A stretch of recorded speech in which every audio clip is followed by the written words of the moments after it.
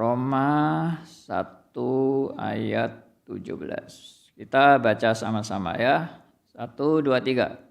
Sebab di dalamnya nyata kebenaran Allah yang bertolak dari iman dan memimpin kepada iman.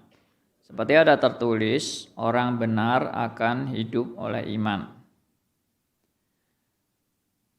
Ada keterangan sedikit mengenai ayat ini.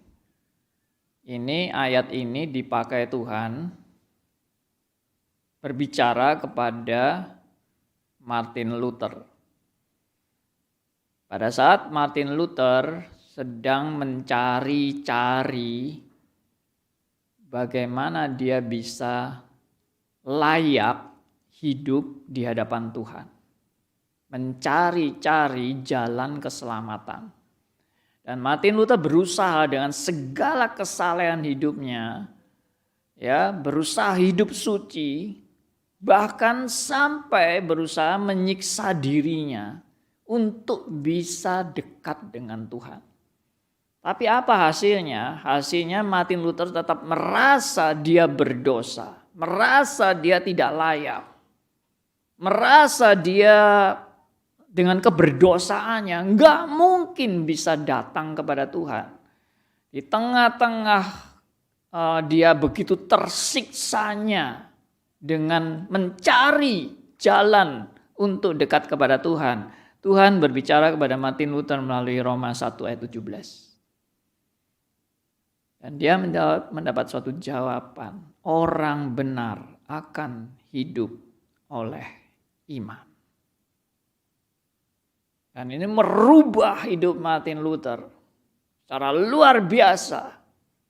Ya, sampai dia betul-betul bersukacita karena kebenaran yang dinyatakan Tuhan. Sampai dia boleh mengenal jalan itu. Orang benar hidup oleh iman. Oke, kita baca berikutnya Galatia pasal 3 ayat 11. Ya, kita baca sama-sama juga. 1, 2, 3. Dan bahwa tidak ada orang yang dibenarkan di hadapan Allah karena melakukan hukum Taurat. Adalah jelas karena orang yang benar akan hidup oleh iman. Tidak ada orang dibenarkan karena melakukan hukum Taurat. Ini prinsip yang sangat jelas. Perbuatan baik tidak akan menyelamatkan. Tapi hanya oleh iman. Nah, sekarang kita akan belajar bersama yang dimaksud dengan hanya oleh iman itu apa? Next. Nah, ini saya tulis. Banyak orang berpikir bahwa hidup oleh iman itu identik dengan hidup yang penuh dengan ketekunan, kesetiaan, kemenangan, kesempurnaan, kesalehan, sukacita, kelimpahan, bebas dari penyelewengan, penderitaan, musibah, malapetaka, masalah hidup, penyakit, bahkan bebas dari kematian. Inilah hidup yang benar-benar beriman kepada Tuhan. Dan kebanyakan orang baik reform maupun gak reform itu percaya seperti ini, bahwa orang beriman itu akan diberkati, orang beriman itu jalannya akan baik, ya, akan dilindungi, ya, akan ya lancar gitu, lalu dihindarkan dari malapetaka, dari musibah, ya, lalu diberkati bisnisnya atau usahanya, lalu kesehatannya. Itulah orang hidup oleh iman. Dan juga saya punya kesan waktu saya masih kecil dan sering dengar dari guru sekolah minggu, dari firman yang diberitakan melalui mimbar di remaja, di pemuda, bahwa Seolah-olah orang yang hidup oleh iman ini orang yang demikian sempurnanya. Demikian baiknya, demikian salehnya. Tokoh-tokoh iman dalam Alkitab yang diceritakan, dipaparkan, dikhotbahkan, itu tokoh-tokoh hebat dalam benak kami, benak saya. Waktu itu saya masih remaja, ya masih di sekolah minggu gitu. Itu wah, orang-orang hebat, luar biasa. Diceritakan tuh bagaimana misalnya Abraham mempersembahkan anaknya yang tunggal, satu-satunya berani diserahkan kepada Tuhan. Hebat sekali. Ya. Orang beriman seperti Daniel masuk lubang singa. Hebat sekali. Sadra, Mesa, Abednego, masuk perapian, tidak terbakar. Luar biasa. Itulah orang beriman. Cuma terus terang, ya oke, poin berikutnya. Nah ini, namun kenyataannya contoh iman dalam Alkitab adalah bukan model kehidupan seperti yang disebutkan tadi. Model yang disebutkan tadi itu memang sering kali dikhotbahkan, diajarkan oleh guru-guru sekolah minggu, tapi sebetulnya itu bukan kenyataan yang sebenarnya. Ya begini, jadi waktu saya masih sekolah minggu itu, remaja, terus menginjak pemuda, saya melihat Alkitab itu hanya teori-teori belaka. Yang hebat-hebat itu misalnya Sadra, Mesa, Abednego masuk perapian. Biarpun hebat apinya, mereka tidak hangus. Selembar rambut pun tidak hangus. Hebat memang, tapi saya yang hidup zaman waktu saya masih remaja itu, saya merasa ini nggak realistis. Itu hanya dongeng bagi saya. Jadi kekristenan itu hanya cerita-cerita baik-baik itu. Bagi saya, itu nggak ada kenyataannya di dunia ini, nggak ada yang seperti itu. Musa membelah lautan. Mana membelah lautan? Saya nggak pernah lihat ada orang membelah lautan. Omong kosong aja itu. Ya, saya pernah cerita di khotbah-khotbah saya yang lain. Saya bilang saya pernah mengalami pergumulan sejak saya sekolah minggu, karena guru sekolah minggu saya itu cerita tentang Petrus berjalan di atas air. Lalu saya tanya, Bu, kita bisa enggak seperti Petrus berjalan di atas air? Dijawab bisa, asal punya iman. Ya, Petrus tuh punya iman, makanya bisa berjalan di atas air. Saya asal beriman. Lalu saya pulang rumah, saya coba. Ya kan? Asal punya iman. Saya praktekkan. Saya isi itu bak kamar mandi saya itu sampai penuh. Ya, karena kamar mandi zaman dulu kan baknya besar-besar ya. Saya isi sampai penuh. Lalu saya berdoa sama Tuhan. Tuhan, aku mau berjalan di atas air. Dan aku percaya dengan iman aku pasti bisa. Sudah saya injakkan kaki saya di atas air. Plus masuk. Loh, kok enggak ngambang kakinya? Airnya kok enggak atos ya, enggak keras airnya ini. Keras masuk ternyata kakinya. Wah, kurang berdoa ini. Saya berdoa lagi, lebih sungguh-sungguh lagi. Kembali lagi kaki saya masuk lagi ke dalam air. Jadi nggak berhasil sampai akhirnya mungkin kalau cuma coba ini kurang beriman ya, cuma satu dicoba gitu, mestinya dua-dua langsung Nah, itu baru beriman. Saya coba dua-dua, push, pure, basah semua. Jadi kalau begitu, ini cuma apa? Ini cuma dongeng cerita ini. Gak pernah saya alami dalam hidup saya. Itu keadaan saya. Dan ditambah lagi. Ya, ini cerita sedikit ya. Keluarga saya. Jadi keluarga saya memang Kristen. Papa mama saya Kristen. Papa saya bahkan majelis gereja. Tapi ada satu hal yang terkesan di benak saya waktu papa saya selalu pulang dari gereja. Ya, lalu di rumah itu cerita-cerita tentang hasil rapat gereja. Karena majelis kan rapat kan. Wah, ceritanya serem-serem. Ya. Wah, si A itu majelis brengsek ya toh. Si B pendeta itu enggak kalah brengseknya. Si C ternyata pendeta dan pendeta saling sikut-sikutan ya toh. Bersaing, saling menjatuhkan. Itu saya dengar semua.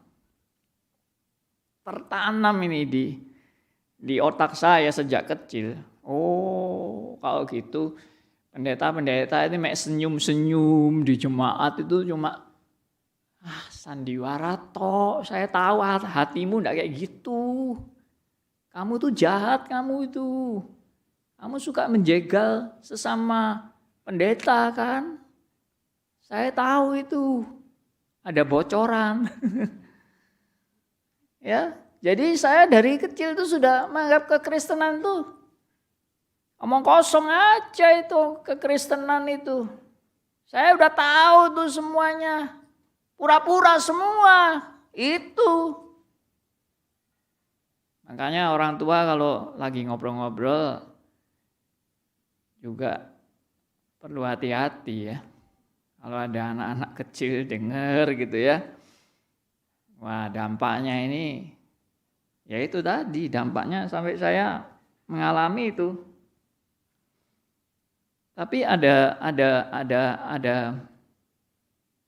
bagusnya juga sih. Cerita-cerita kayak gitu itu.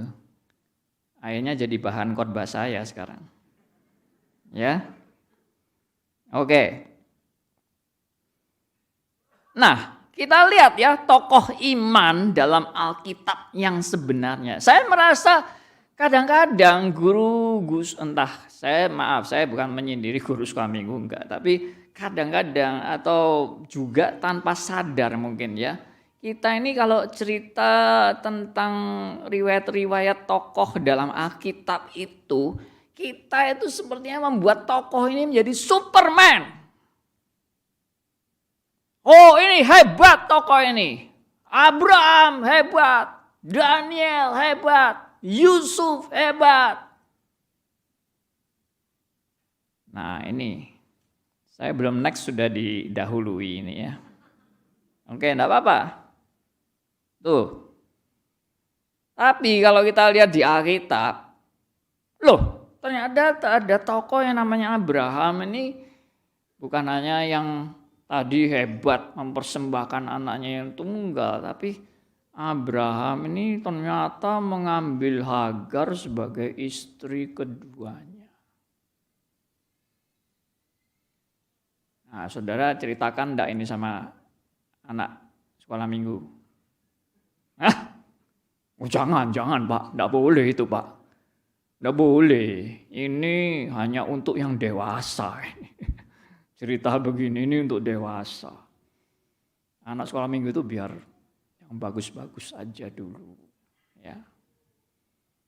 Nah, itu. Ternyata ini peristiwanya. Coba kita pikirkan kejadian ini ya. Ini tokoh iman, saudara. Ya. Ini tokoh iman, ini bukan orang biasa. Bahkan disebut bapak orang beriman Abraham. Mana tadi Abrahamnya? Kok di mana next? Tidak bisa jalan. Ya. Jadi gini ceritanya tentang Abraham ini. Tuhan kan sudah janji sama Abraham dan Sarah melalui keturunanmu. Tadi kita baca ya tentang Abraham ya di bacaan awal tadi ya. Masih ingat ya? Kan baca tentang Abraham tadi. Jadi Abraham ini dijanjikan sama Tuhan melalui ini kamu ya dan Sarah, maka keturunanmu akan seperti pasir di laut dan seperti bintang di langit. Dan semua bangsa akan diberkati. Tapi di dalam realita yang dihadapi oleh Abraham dan Sarah, kita ini sudah tua. Ya, Sarah sudah mati haid. Dan dikatakan juga Abraham tuh mati pucuk. Jadi nggak mungkin lah.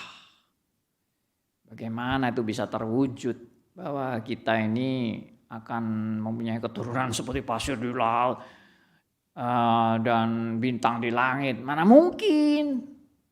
Lalu Sarah punya ide. Jangan-jangan janji Tuhan itu akan terjadi melalui ini. Si pembantu kita ini.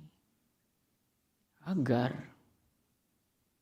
Nah, kalau mestinya bapak orang beriman reaksinya bagaimana? Hus, jangan gitu. Gak boleh itu. Kita harus percaya pada janji Tuhan. Iya kan? Kita ini orang yang sudah diberi janji Tuhan harus berpegang pada iman. Tapi ternyata Abraham lihat-lihat Hagar boleh-boleh juga. Makanya Abraham akhirnya mau juga sama Hagar. Sampai menghasilkan anak. Loh bagaimana ini? Inikah tokoh beriman? Inikah hidup oleh iman? Kalau Allah itu seorang perfeksionis, ya saya memang agak alergi sama perfeksionisme ini. Ya, kalau Allah itu pengikut perfeksionisme,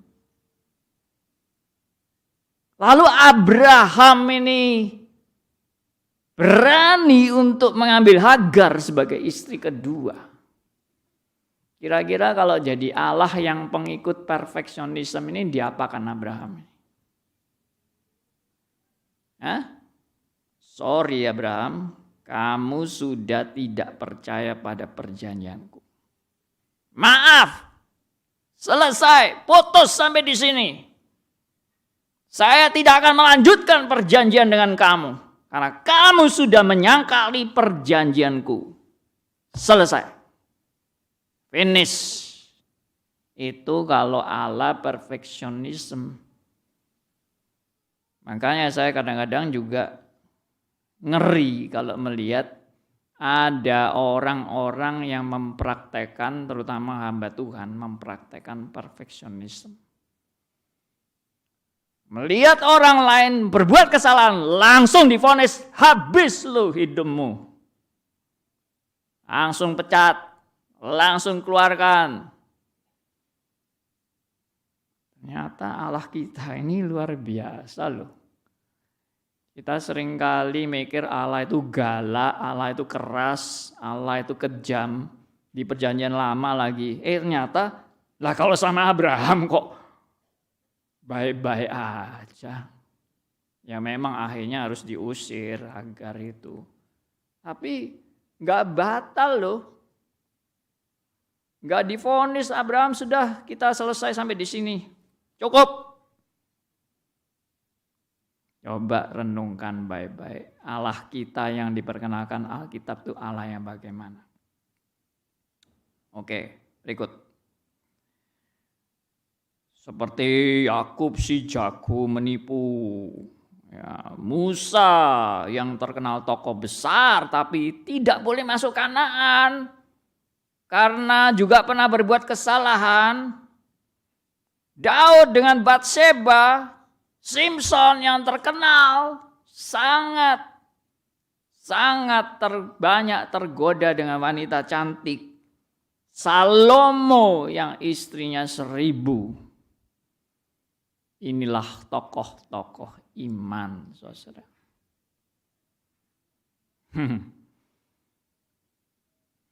Nggak suka kan kalau saudara dengar kayak gini? Saudara sukanya yang Superman kan? Daniel masuk lubang singa. Singanya bungkam semua. Haleluya. Ya toh. Ini baru tokoh beriman. Tapi Alkitab tidak menjelaskan tentang Daniel saja. Alkitab juga menjelaskan yang saya sebut tadi. Lalu kalau begitu, apa yang dimaksud dengan tokoh orang-orang yang hidup oleh iman? Mari kita merenungkan kebenaran ini. Oke, next. Kita membaca dari, ini bukan Roma, ini Ibrani 11 ayat 3 ya, jadi ada kesalahan. Ibrani 11 ayat 13, bukan ayat 3. Ibrani 11 ayat 13, kita baca. Nah ini sudah saya salin sih di sini, tinggal baca aja. Ya, mari kita baca sama-sama. 1, 2, 3. Dalam iman mereka semua ini telah mati sebagai orang-orang yang tidak memperoleh apa yang dijanjikan itu. Tetapi yang hanya dari jauh melihatnya dan melambai-lambai kepadanya. Dan yang mengakui bahwa mereka adalah orang asing dan pendatang di bumi ini. Ini saya waktu merenungkan ayat ini. Ya, waktu saya mulai masuk sekolah kitab dan saya mulai belajar dan mulai mengerti reform, saya membaca ayat ini agak terkejut saya. Kenapa terkejut? Karena saya selama ini memiliki suatu definisi iman. Iman itu adalah meyakini bahwa apa yang saya ingini pasti terjadi. Bahwa apa yang saya percaya, itulah yang terjadi dalam hidup saya. Karena saya juga dulu terpengaruh karismatik ya. Baca bukunya Paul Yonggi Cho, ya, Dimensi Keempat, lalu Positive Thinking, Norman Vincent Peale. Itu bacaan-bacaan saya waktu itu. Dan saya tersugesti untuk meyakini kalau saya punya keyakinan, pasti itu yang terjadi. Dan memang ternyata betul-betul ada yang terjadi yang saya yakini itu. Jadi orang-orang pengikut positive thinking itu jangan saudara anggap semua omong kosong. Enggak, mereka ngalami.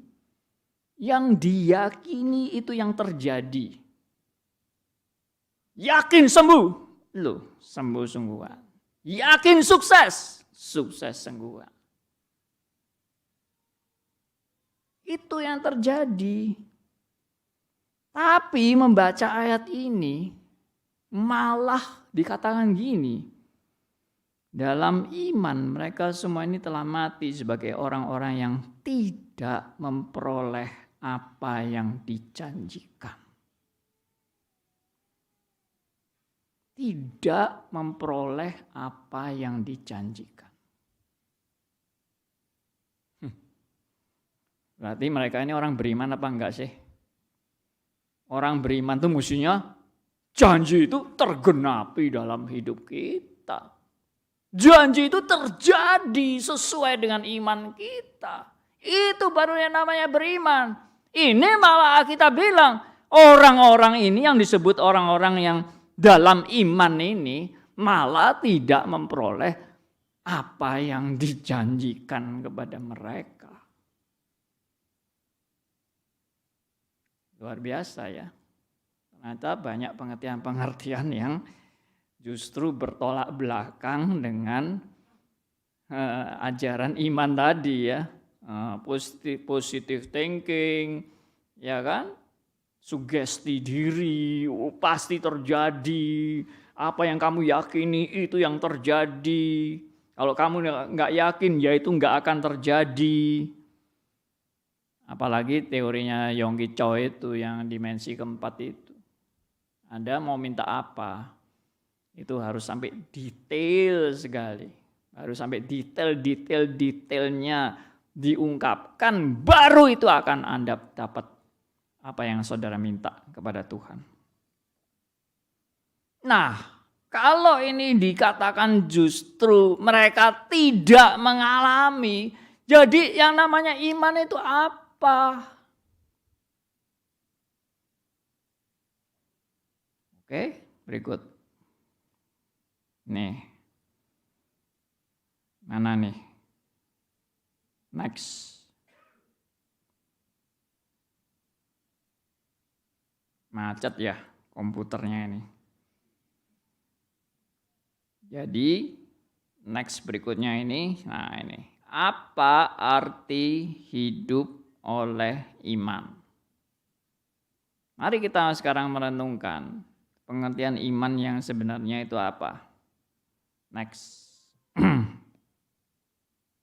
Nah, saya membuat uraian-uraian mengenai iman itu bukan dari analisa saya sendiri ya, enggak. Ini adalah sari pengajaran intisari daripada Alkitab tentang iman. Ya, saya tulis begini, iman adalah percaya pada janji Allah itu benar. Ya. Walaupun tidak mengalami dan melihat apa yang dijanjikan itu, bahkan yang sebaliknya dari yang sering diharapkan manusia.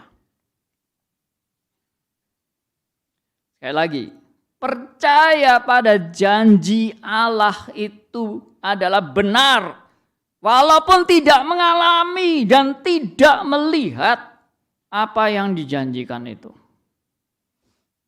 Tapi percaya, meskipun tidak melihat dan tidak mengalami, tapi percaya, itulah beriman. Bahkan yang dialami itu bisa seringkali sebaliknya dari yang diharapkan oleh manusia pada umumnya. Jadi misalnya Anda kan berharap hidup Anda sukses, hidup Anda sehat, hidup Anda tidak kena musibah, tidak kena malapetaka, lancar-lancar, diberkati, semua baik-baik. Itu kan harapan saudara dan saya kan. Tapi kenyataannya yang terjadi seringkali yang terbalik. Hidup itu enggak ada hidup tanpa musibah. Hidup tidak ada hidup tanpa penderitaan.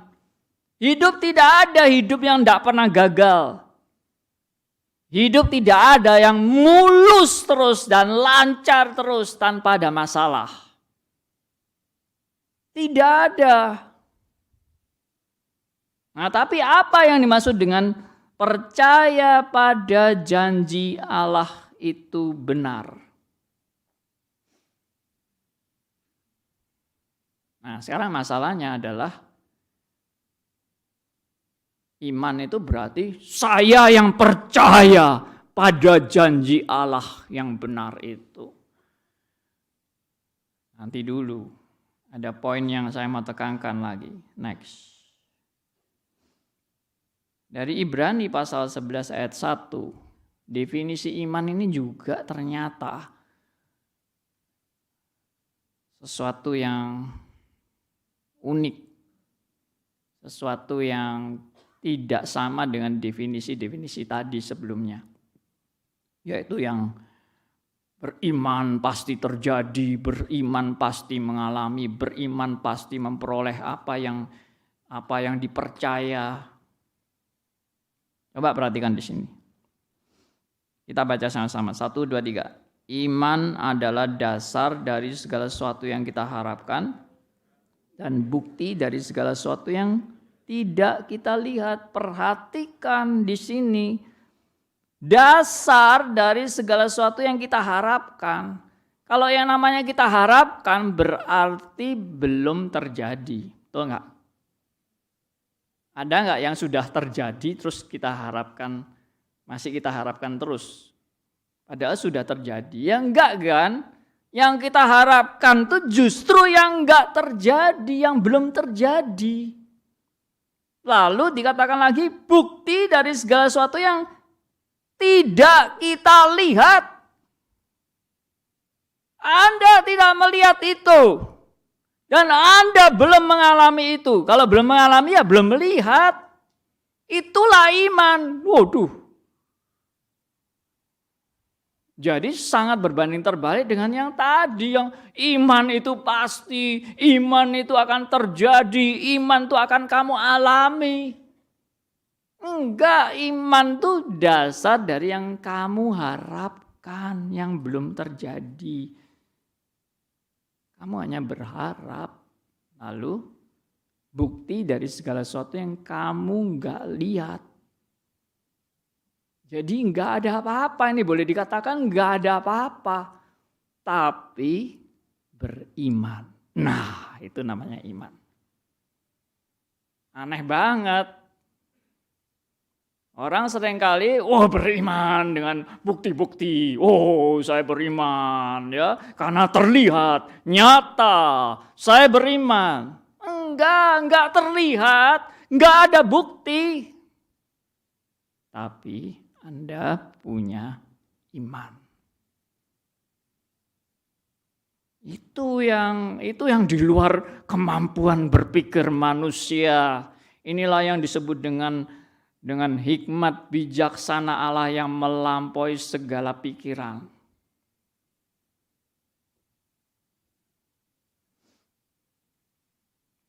Saudara kalau merenungkan ini, saudara lalu berdasarkan tadi, pokoknya janji Tuhan itu nyata, pasti saya alami, saya melihat sendiri, saya lihat buktinya apa segala macam, itu justru enggak sesuai dengan firman.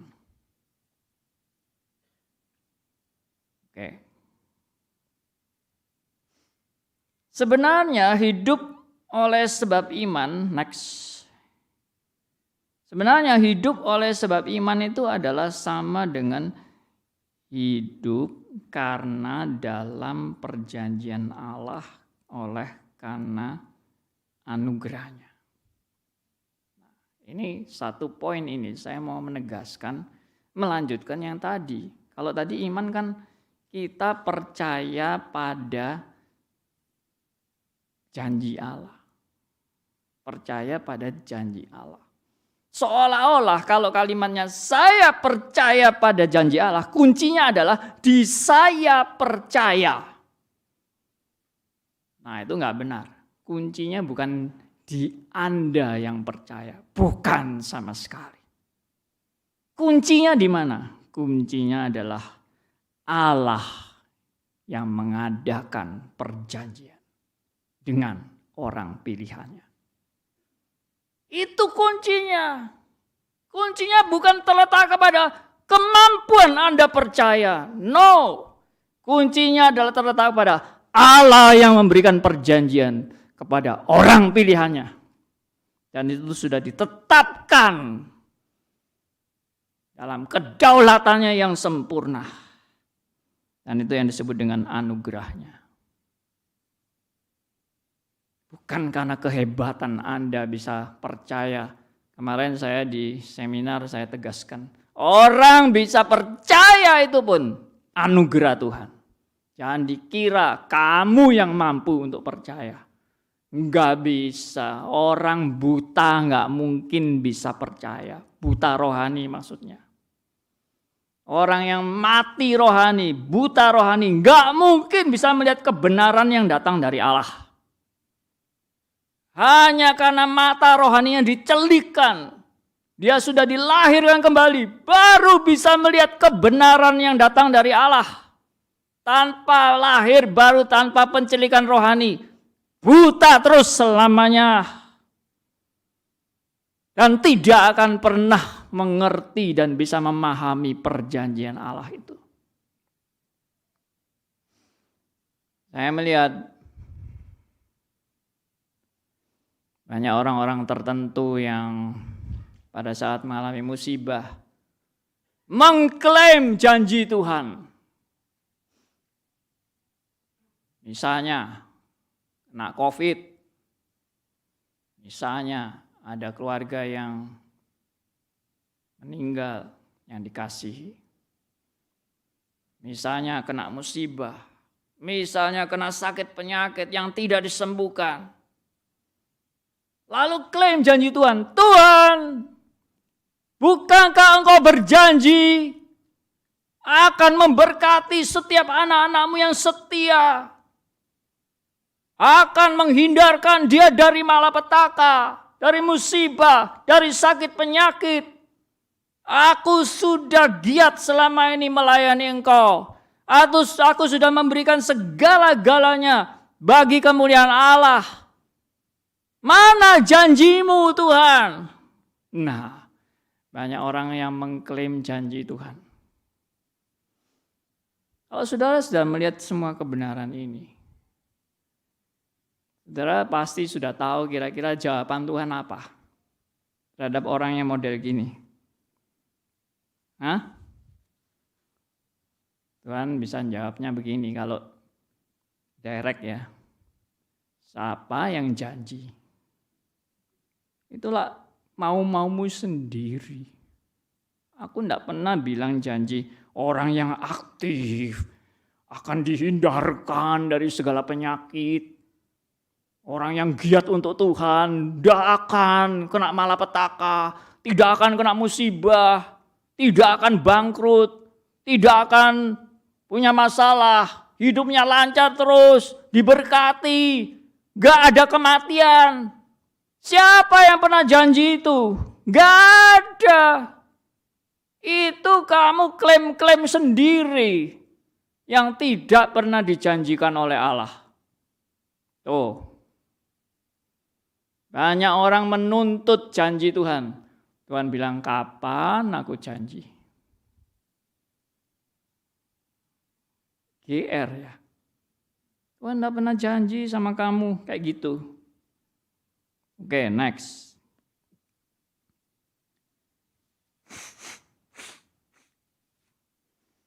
Sebenarnya, penekanan pada iman yang menurut Alkitabiah. Sebenarnya iman itu adalah sama dengan hidup dalam pemeliharaan alias providensianya yang sempurna dan bukan karena orang tersebut mampu dan sudah menjadi percaya dan sempurna. Bukan. Seperti tadi saya bilang, orang yang percaya pada perjanjian Allah, orang bisa percaya pada perjanjian Allah yang benar loh ya, bukan yang diklaim-klaim ngawur-ngawur tadi, tapi percaya pada perjanjian Allah yang benar, itu semata-mata karena anugerahnya. Itu semata-mata karena Tuhan yang sudah menyatakan janji kepada dia. Itu karena Tuhan sudah mencelikkan mata rohaninya melihat perjanjian Allah yang sebenarnya. Ya. Dan ditambah dengan yang kalimat ini, yaitu iman itu sama dengan hidup dalam providensia atau hidup dalam pemeliharaan Allah yang sempurna. Bukan karena saya mampu sempurna. Bukan karena saya sudah 100% taat kepada Allah. No. Justru kamu tidak mungkin sempurna. Justru kamu nggak mungkin taat 100% kepada Allah. Tapi Tuhan memelihara kamu. Semua terletak pada pemeliharaannya. Bukan kepada kemampuanmu untuk kamu menjadi manusia Superman. No. Kembali lagi kepada tokoh-tokoh Alkitab tadi. Superman kah mereka? Tidak. Salah itu. Saya nggak setuju kalau Anda membuat Superman tokoh-tokoh Alkitab itu. Mereka adalah manusia-manusia biasa. Alkitab bilang itu. Di kitab Yakobus kan, Elia adalah manusia biasa yang sama seperti kita. Bukan Superman. Elia itu memang pernah dipakai Tuhan untuk menyatakan suatu kuasa Allah yang luar biasa, menurunkan api dari langit, melawan nabi-nabi palsu. Supermankah Elia? Oh, Elia bisa naik surga pakai kereta. Ya. Hidup-hidup naik ke surga. Itu hebat sekali. Berarti Elia ini orang suci, bersih, tanpa dosa. No. Elia manusia biasa yang juga berdosa sama seperti Anda dan saya. Loh, kok bisa naik kereta ke surga, Pak? Lah itu luar biasa. Itu bukan karena luar biasanya Elia diangkat ke surga, itu bukan. Jawabannya apa? Jawabannya sama. Semua itu adalah karena anugerah Tuhan. Haknya Tuhan lah mau naikkan Elia pakai kereta atau mau pakai pesawat atau mau pakai apa. Itu haknya Tuhan. Tapi bukan karena dia sempurna, enggak. Buktinya apa? Buktinya setelah dia bisa membunuh nabi-nabi palsu itu oleh seorang wanita yang namanya Isabel, diancam, gua akan bunuh orang yang namanya Elia. Langsung terbirit-birit lari. Dan akhirnya Elia frustrasi di gunung sendirian. Minta mati. Lucu ya. Habis membunuh nabi-nabi palsu, dikejar wanita, lari terbirit-birit. Mestinya enggak gitu loh Superman itu. Perempuan wani-wani ya. Sama gua habisin sekali loh. Mestinya gitu kalau Superman. Enggak. Kenapa? Manusia biasa. Kita tidak pernah memperkenalkan Anda dan saya ada Superman yang patut masuk surga. Ada, kecuali Yesus Kristus. Dan Yesus Kristus bukan Superman. Dia Allah. Ya, oke. Jadi yang dalam iman ini penekanannya bukan Anda hebat. Penekanannya pada pemeliharaan Allah. Kalau Allah tidak pelihara kamu, habis kamu. Kalau Allah tidak memelihara Anda dan saya, siapa yang kuat menjalani hidup di dunia ini? Melawan setan, siapa yang kuat? Gak ada satupun yang kuat. Oke, berikut. Sebenarnya konteks pembahasan iman itu adalah orang itu dibenarkan dan diselamatkan bukan karena perbuatannya mentaati Taurat, melainkan dibenarkan karena iman. Itu konteks Alkitab. Konteks Alkitab itu membahas iman itu bukan sugesti diri, bukan positive thinking, bukan saya percaya, saya klaim janji Tuhan. Enggak. Iman itu konteksnya adalah tidak ada manusia dibenarkan melalui mentaati Taurat. Enggak ada. Manusianya dibenarkan melalui iman. Artinya apa tadi iman itu? Yaitu menerima perjanjian Allah. yaitu dipelihara oleh Tuhan dalam kasih karunia-Nya. Itu yang namanya only by His grace. Bukan karena kehebatan kemampuan Anda. Semuanya karena anugerahnya. Kalau nggak ada anugerahnya, ya sudah habis. Kalau nggak ada perjanjian Allah, apalagi yang kamu mau harapkan? Perjanjian Allah itu bukan, kamu sukses, kamu nggak akan sakit, kamu lancar hidupmu, kamu akan dibebaskan dari malapetaka, musibah, kamu nggak akan mati. Itu bukan perjanjian Allah. Perjanjian Allah itu, kalau kita lihat di dalam masa perjanjian lama, jelas pusatnya adalah Kristus. Itu perjanjian Allah. Gak ada perjanjian Allah kamu gak akan mati, itu gak ada. Semua tokoh Alkitab mati semua. Gak ada perjanjian Allah kamu gak akan pernah terima musibah. Kita lihat nabi-nabi juga banyak yang kena musibah. Bahkan dibunuh. Di perjanjian baru, gak sedikit contoh tokoh-tokoh Alkitab yang kena musibah. Termasuk Yohanes Pembaptis dipenggal. Stefanus dilempari batu. Semua murid-murid Kristus mati sebagai martir. Kecuali Rasul Yohanes yang mati tua di Pulau Patmos. Tapi tetap dalam pembuangan.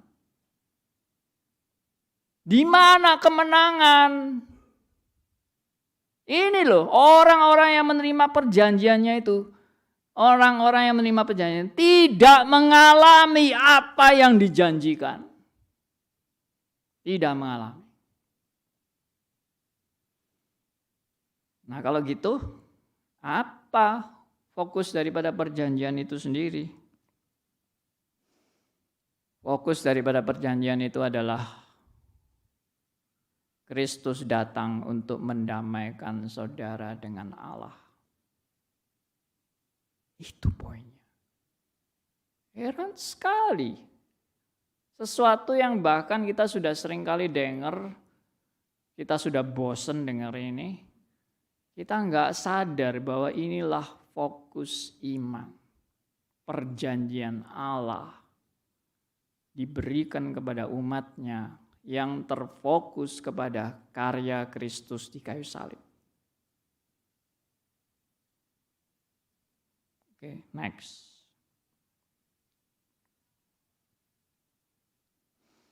Jadi iman itu sendiri adalah anugerah Allah. Bukan karena kita yang punya kemampuan beriman dan sanggup memelihara iman itu sampai mati. Kecuali saudara pengikut ajaran Arminianism. Saya membaca artikel-artikel daripada ini, Arminianism itu. Luar biasa Arminianism ini. Dia bilang apa iman itu? Iman itu adalah hadiah dari kita untuk Allah. Hebat sekali. Iman itu hadiah dari manusia untuk Allah. Saudara bisa kasih hadiah kepada Allah? Bisa Pak. Apa itu? Ya iman. Kita beriman tuh hadiah untuk Allah. GR amat Anda bisa memberi hadiah kepada Allah. Iman itu anugerah Allah untuk orang pilihannya. Bukan hadiah dari manusia untuk Allah. Kamu tidak mungkin bisa beriman kalau nggak ada anugerah daripada Allah. Bagaimana orang bisa beriman tanpa anugerah? Nggak mungkin. Ya, saudara coba silakanlah saudara mau PI sama orang yang di luar kekristenan. Kita ceritakan tentang Yesus. Bagaimana reaksi orang-orang yang lagi tidak tercelik mata rohaninya. Mereka bilang kalau kita cerita sama dia, percayalah sama Yesus. tanpa Yesus kamu akan binasa. Hah? Tanpa Yesus binasa? Enggak. Iya, kamu kan tidak bisa berbuat baik tanpa Yesus. Siapa bilang aku tidak bisa berbuat baik? Aku bisa berbuat baik. Aku selalu memberi sedekah kepada orang-orang yang tidak punya. Aku orang sosial. Aku beramal. Siapa bilang aku bukan orang baik? Aku bukan perampok. Aku tidak pernah korupsi. Aku jujur. Aku taat kepada agamaku. Siapa bilang aku bukan orang baik? No. Tuh. Orang yang gak bisa melihat kebenaran kalau tidak dicelikkan mata rohaninya. Jadi jangan saudara pikir saudara bisa percaya ini karena kehebatan Anda, karena pilihan Anda. No, itu di seminar kemarin. Coba lihat di YouTube-nya. Saya tegaskan orang bisa memilih kebenaran itu karena mata rohaninya sudah dibuka. Tanpa mata rohani dibuka, tetap buta. Nggak pernah bisa melihat kebenaran yang datang dari Allah. Oke. Berikut. Sebenarnya iman itu bukan kita yang sanggup setia kepada Allah, melainkan Allah yang setia pada perjanjiannya. Luar biasa. Semua bukan karya kita, semua bukan karya kita. Loh, enak ya Pak jadi orang Kristen tuh enggak usah berkarya apa-apa. Enggak, jangan salah ngerti. Saudara bisa mengenal kebenaran ini pun anugerah Tuhan. Enggak semua orang mau terima kebenaran ini. Ya, sebetulnya yang setia itu bukan Anda, bukan saya yang setia. Yang setia itu Allah. Dan Alkitab menjelaskan kesetiaan Allah bukan kesetiaan kepada Anda. Salah itu GR kalau Allah setia sama Anda itu. Allah setia dengan perjanjiannya. Kalau Allah sudah menyatakan janjinya, Dia setia kepada apa yang sudah dijanjikan. Alias Allah itu setia pada dirinya sendiri. Apa yang Dia katakan tidak akan disangkal. Apa yang Dia janjikan akan digenapi. Itulah Allah kita. Jadi kalau sampai saudara bisa berpegang pada iman itu karena Allah yang sudah menyatakan janjinya dan setia pada perjanjiannya. Allah adalah Allah yang komit berpegang pada apa yang Dia sudah janjikan. Terus salah satu contoh bukti. Bukan sebelum ini. Sesudah ini. Nah, ini satu contoh. Tegar tengkuknya bangsa Israel. Dan kesetiaan Allah dalam providensinya yang menggenapi perjanjiannya telah sangat nyata. Alkitab itu loh memaparkan Israel itu bagaimana? Bangsa yang setia? No. Bangsa yang taat? No. Tapi yang terkenal adalah bangsa yang tegar tengkuk, keras kepala, sombong, gak tahu terima kasih, kurang ajar. Itulah Israel. Tapi itu sebetulnya gambaran semua manusia yang berdosa termasuk saudara dan saya. Kita ini orang yang tidak tahu terima kasih. Sudah dikasih anugerah, tidak tahu terima kasih. Terus saja mengumbar nafsunya, mementingkan diri, dan seterusnya. Tapi Allah setia dengan providensianya. Tapi ingat loh ya, bukan ya nggak apa-apa, Israel silakan berontak, Israel silakan melawan aku, nggak apa-apa, aku tetap setia pada perjanjianku. Enggak, Tuhan nggak pernah bilang nggak apa-apa. Israel pun dihajar sama Tuhan, tapi Tuhan tidak pernah mencabut perjanjiannya. Dihajar itu Israel itu. Bangsa yang begitu sombong, merasa super luar biasa. Kerajaannya habis. Bayangkan. Kerajaan Yehuda, kerajaan Israel habis semua. Apa yang kamu banggakan masih sombong ternyata. Dibuang dalam zaman pembuangan. Dijajah habis. Sampai zaman kedatangan Tuhan Yesus masih dijajah. Tapi ya masih sombong. Heran sekali. Tegar tengkuk luar biasa, tapi Tuhan menggenapi janjinya. Kristus tetap datang. Dan Kristus menggenapi perjanjian Allah itu.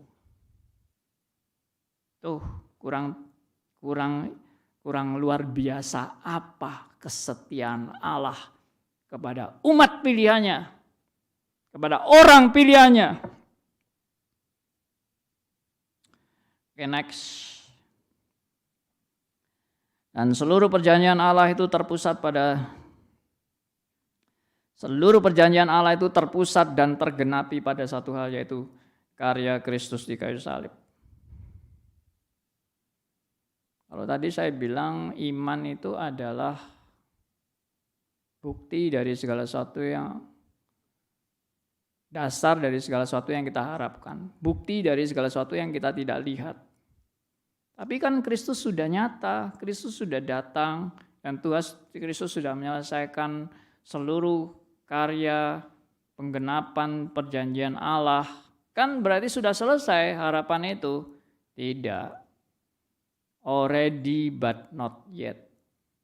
Bahwa kita memang sudah digenapi perjanjian Allah melalui kehadiran Kristus, tapi masih ada pengharapan yang kedua, yaitu kedatangan Kristus yang kedua kali.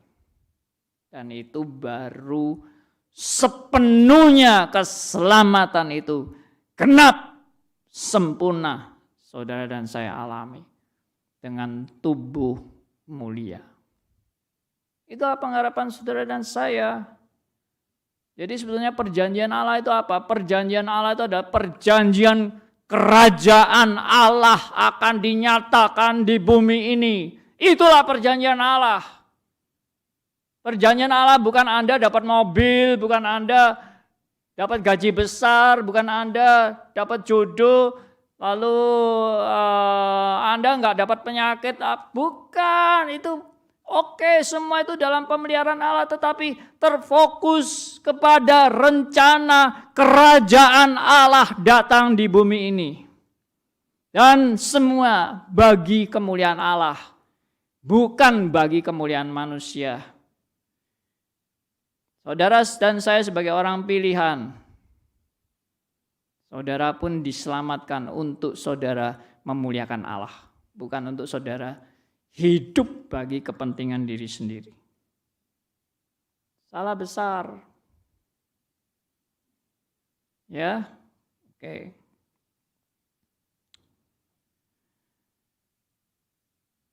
Berikutnya.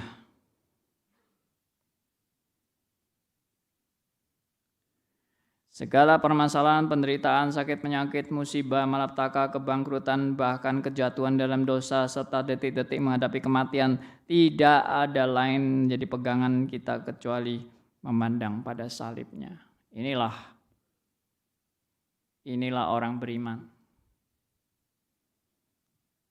Sebetulnya yang dimaksud Tuhan juga melatih Anda dan saya untuk sadar bahwa dalam hidup ini tidak ada pertolongan lain kecuali memandang kepada salibnya. Saya seringkali menghibur jemaat yang sudah dalam keadaan hopeless. Hopeless dalam arti dia terkena penyakit yang tidak disembuhkan dan dokter sudah angkat tangan dan berapa lama lagi dia akan mati. Saya mendampingi jemaat yang seperti ini, saya kuatkan, saya hiburkan. Dia tadinya takut mati. Saya sampai melayani sampai dia berani menghadapi kematian tanpa takut. Karena kematian memang nggak perlu ditakuti. Kita memang bisa takut, semua bisa takut, tapi Iman mendidik saudara dan saya. Saya pernah mengkhotbahkan tentang kenapa orang beriman perlu menghadapi kematian dengan tidak takut. Salah satunya adalah kalau Anda tidak mengalami kematian, justru Anda tidak akan mengalami keselamatan secara sempurna. Di dunia ini memang Anda sudah menerima keselamatan, sudah. Tapi di dunia ini Anda belum menerima keselamatan dengan sempurna. Kapankah keselamatan dengan sempurna itu saudara dan saya alami? Pintunya cuma satu, gerbangnya, kematian. Jadi kematian itu adalah anugerah Tuhan justru menghantar Anda pada keselamatan yang seutuhnya, yang sempurna. Kalau gitu mestinya bukan takut, malah bahagia. Juga seringkali orang memandang negatif kematian. Mati itu kasihan ya, orang-orang yang mati itu sepi. Kesepian dia. Siapa bilang orang mati kesepian? Orang mati dalam Tuhan ya. Siapa bilang yang kesepian? Orang yang mati dalam Tuhan itu malah reuni. Ketemu teman-teman lama di sana.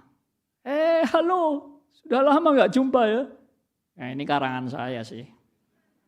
Saya enggak pernah ke sana. Iya kan? Nggak akan, apalagi kita melihat kemuliaan Allah yang luar biasa, muka dengan muka. Aduh, betapa dahsyatnya kemuliaan Allah itu yang saya harap-harapkan. Jadi mati itu anugerah. Siapa yang bilang mati itu musibah? Siapa yang bilang mati itu malapetaka? Tapi jangan bunuh diri lo ya. Nanti katanya Pak Andi enak loh mati itu. Ayo bunuh diri ayo. Enggak benar itu. Kalau waktunya hidup, hidup bagi Kristus. Waktunya mati adalah anugerah Tuhan. Tidak ada sial bagi hidup orang percaya. Puji Tuhan. Kita sudah belajar mengenai iman. Oke. Next, sudah selesai. Inilah hidup oleh iman. Inilah hidup karena anugerah Tuhan. Inilah Anda bisa menjadi percaya. Itu semua karena belas kasihan Tuhan bagi Anda. Puji Tuhan, kita boleh percaya, kita boleh belajar teguh. Apapun yang terjadi, saya percaya itu adalah kebaikan. Untuk demi kebaikan. Tidak ada satupun kejadian yang kebetulan. Tuhan membuat semua itu untuk menggenapi rencananya yang mulia. Amin. Puji Tuhan, mari kita berdoa.